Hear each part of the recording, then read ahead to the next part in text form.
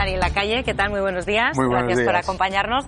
Y bueno, vamos a ver efectivamente qué vamos a hacer con nuestros ahorros, pero primero vamos a comentar también algunos datos, porque caen los ingresos de las familias. Entre las razones, pues la alta inflación y una recuperación más bien lenta. Bueno, Daniel, pues ahora mismo lo vamos a comentar porque vamos a ver en este gráfico cómo, bueno, pues los ingresos disponibles de la OCDE crecen, pero caen aquí en España hasta un 8%. Sí. Esto en la economía del día a día, ¿qué quiere decir?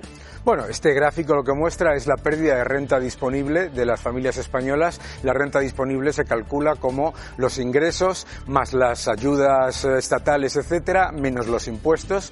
España es la que más cae de toda la OCDE, por lo tanto, ¿qué significa para las familias españolas? Algo muy sencillo, desafortunadamente.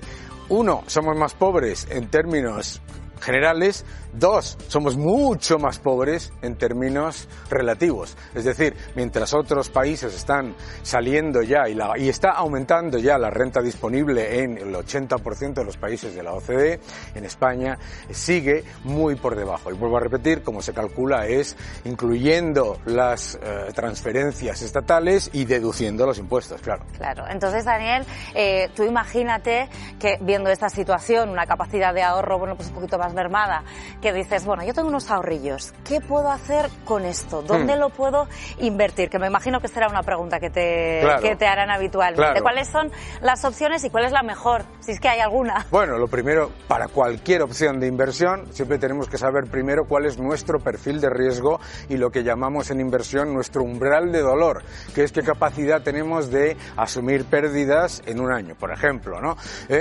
Lo primero que hay que explicarle a la gente es que no hace falta hacer fila en el Banco de España, que si quieren comprar bonos del Tesoro se puede hacer por teléfono, por el ordenador, que estamos en el siglo XXI, que el siglo XIX ya pasó. Lo segundo que hay que explicar es que la diferencia de riesgo es muy importante y que no existen activos sin riesgo. Ojo, que no existen activos sin riesgo, que se escucha comparar un depósito con un bono, no es lo mismo, sea bono del Estado o lo que sea. Un bono tiene riesgo. El año pasado fue el peor año de la historia, los últimos 100 años, para los bonos estatales. Por lo tanto, tenemos distintas opciones, ¿no? En las términos, criptomonedas, que ya claro, has hablado mucho sobre acuérdate ello. cuando hace unos años tuvimos que hacer 3 conferencias en mi empresa para alertar sobre los riesgos de las criptomonedas y la volatilidad. Bueno, mucha más volatilidad, muchísimo más riesgo, por supuesto, igual que las empresas que están cotizadas, que son de biotecnología, etcétera, etcétera. El inmobiliario siempre parece que es como siempre es el más se percibe segurola, como ¿no? un activo de menor riesgo. ¿Por qué? Eso es. Porque no vemos su cotización cambiar cada día. Pero el inmobiliario tiene un problema de liquidez. Es decir, yo me compro una casa, no es tan sencillo venderla si necesito el dinero. Es decir, estamos yendo también en nivel de liquidez, ¿vale?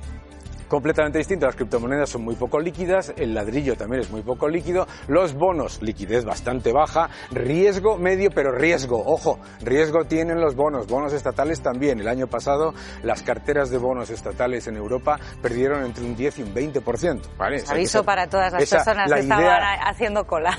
Lo más peligroso en el mercado es la palabra renta fija, porque ni es renta ni es fija.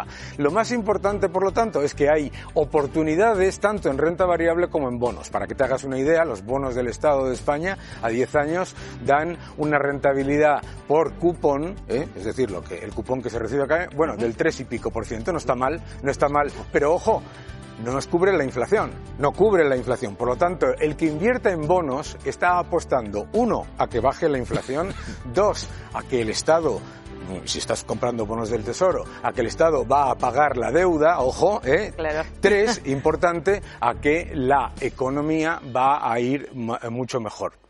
Segundo, en los propios bonos de la cartera de alta calidad, de más alta calidad en Europa, por ejemplo, da una rentabilidad muy similar a la de los estados, a la del Estado español, ¿no? Y la renta variable tiene un riesgo medio, mucha mayor liquidez, ¿vale? Pero es verdad que la renta variable ahora ofrece probablemente más potencial de revalorización que los bonos, porque la renta variable cayó más el año pasado, ¿no? Entonces, en este factor, y luego está el oro. Claro, es que yo veo el oro aquí todo todo en verde, claro. y digo, bueno, pues parece que la mejor inversión ahora va a ser el oro. Claro, porque ¿qué es lo que pasa? Fíjate, bueno, ahora y siempre que hay como una crisis, ¿no? El oro suele ser un activo refugio y que genera reserva de valor en periodos de crisis, de inflación, de estanflación más, sobre todo, ¿no? En inflación no tanto, sobre todo cuando se percibe que va a haber extrema aumento de liquidez. Pero fíjate todos estos activos que tenemos aquí, excepto las criptomonedas, ¿vale? En realidad estás buscando protegerte de la inflación, ¿de acuerdo? ¿Vale? Y no es tan sencillo hacerlo. Lo que es el oro, lo que hace es normalmente protegerte ante un entorno de alto riesgo de estancamiento añadido a inflación, estanflación o de crisis.